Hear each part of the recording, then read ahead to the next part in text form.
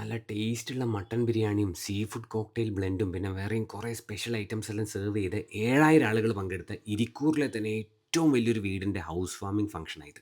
ഇവിടെ രാജധാനി എക്സ്പ്രസിൻ്റെ ഏകദേശം അത്ര തന്നെ വലിപ്പമുള്ള ഒരു വലിയ ട്രെയിൻ ഉണ്ടായിരുന്നു. അതിൻ്റെ അറ്റത്തുനിന്ന് മണിയടിക്കുമ്പോൾ ഇതാ ഇങ്ങനെ വെൽക്കം ഡ്രിങ്ക് തന്നുകൊണ്ടിരിക്കും. New Palace Catering and Events ആണ് ഇവിടുത്തെ ഫുഡും ഡെക്കോറും എല്ലാ കാര്യങ്ങളും സെറ്റ് ചെയ്തിട്ടുള്ളത് കേട്ടോ. ഹൈദരാബാദി ഫിർണിയലുണ്ടേനു ഇതുവരെ എവിടെയും കാണാത്തൊരു വെറൈറ്റി രീതിയിലാണ് ഇവിടെ വെൽക്കം ഡ്രിങ്ക്സ് എല്ലാം സെർവ് ചെയ്തത്. ശരിക്കും ഒരു കൊട്ടാരം പോലത്തെ വീട് എന്ന് തന്നെ പറയാം. ഇരിക്കൂർ സിയാദ് ഖാന്റെ അനിയൻ യൂനിസ് ഖാന്റെയും ഫാമിലിയുടെയും വീടാണ് ഇത്. എന്തൊരു ബ്യൂട്ടിഫുൾ ആയിട്ടാണെന്ന് അറിയാം ഇവിടെ ഇന്റീരിയർ വർക്ക്സ് ഒക്കെ ചെയ്തിട്ടുള്ളത്. ഇനി ന്യൂ പാലസ് കേറ്ററിംഗിനെ കുറിച്ച് പറയുകയാണെങ്കിൽ ഇവരെ ഒരു ഫംഗ്ഷൻ അറ്റൻഡ് ചെയ്യണമെന്ന് വിചാരിക്കാൻ തുടങ്ങിയിട്ട് സത്യം പറഞ്ഞാൽ കുറച്ചായി. നല്ല സോഫ്റ്റ് ബീഫും മട്ടണും പിന്നെ കൂന്തലും ചെമ്മീനും അയക്കുറയിൽ ഇട്ടിട്ട് വരുന്ന സ്പെഷ്യൽ സീ ഫുഡ് കോക്ടെയിൽ ബ്ലെൻഡും chicken fry chicken curry bread items mutton biryani chicken biryani എല്ലാം ഉണ്ടായിരുന്നു. സ്ലോ കുക്ക് ചെയ്ത് ഈ മട്ടൺ സ്റ്റൂവിൽ എന്തെന്നാ മോനെ ടേസ്റ്റ് എന്ന് പറയാം. നല്ല സോഫ്റ്റ് മട്ടൺ വേനും. പിന്നെ ഈ ചിക്കൻ ഫ്രൈനെ കുറിച്ച് ഒന്നും പറയാനില്ല, പൊളിച്ച് പണ്ടാറടക്കിന് കേട്ടാ. പിന്നെ ഈ സീ ഫുഡ് കോക്ടെയിൽ ബ്ലെൻഡ് എന്ന് പറഞ്ഞിട്ടാ ഈ ഒരു ഐറ്റം ഉഫ് എൻ്റെ അമ്മോ ഒരു രക്ഷയുണ്ടായില്ല. ഒരു ഫംഗ്ഷനിൽ പോയിട്ട് അവിടുന്ന് കഴിച്ചല്ലേ വെച്ചിട്ട്